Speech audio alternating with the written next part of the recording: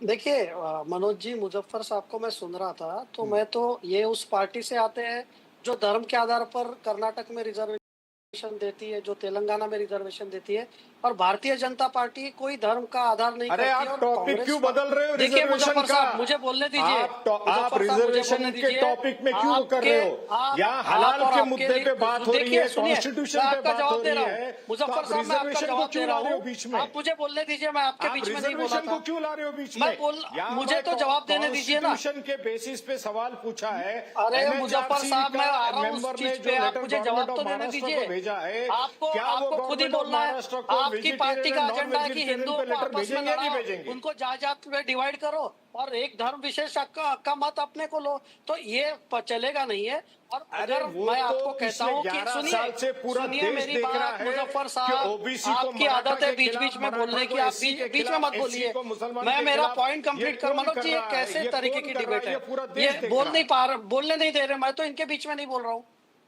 चलिए बोलिए। अगर Maharashtra cooperative housing society act अरे में लेकिन जब ये टॉपिक छोड़ प्रोविजन के है आप कि अगर बात कोई करोगे, किसी की हलाल कंप्लेंट के है, मुद्दे को तो छोड़ ऐसे करके आप कई केसेस रिजर्वेशन हुए पे बात हैं, करोगे तो कैसे कोऑपरेटिव चलेगा? कोर्ट में हुए हैं और हाई कोर्ट में और सुप्रीम कोर्ट में हुए, जहां अगर किसी ने कंप्लेंट किया कि हमको डिस्क्रिमिनेट किया जा रहा है, तो उसका कॉग्निजेंस स्टेट गवर्नमेंट भी लेगी और उसका कॉग्निजेंस कोर्ट्स भी लेगी। तो आप सिर्फ ऐसे हवा में बात मत कीजिए कि ऐसा होता है। अगर किसी की स्पेसिफिक कंप्लेंट है तो कंप्लेंट करे।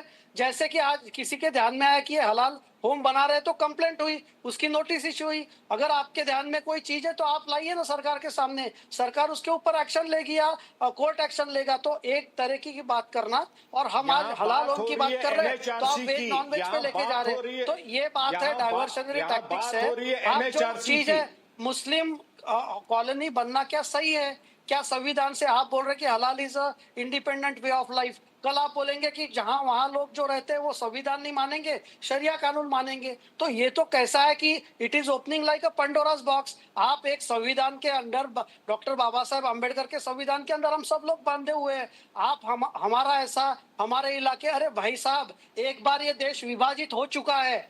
आप कृपया करके समाज को धर्म और जाति में मत बांटिए। आज हिंदुस्तान एक बहुत अच्छी इकोनॉमी हो रहा है। अगर आप सब समाज को साथ में रखेंगे, धर्मों को साथ में रखेंगे, क्यों, तो उसका बेनिफिट सबको मिलने वाला है।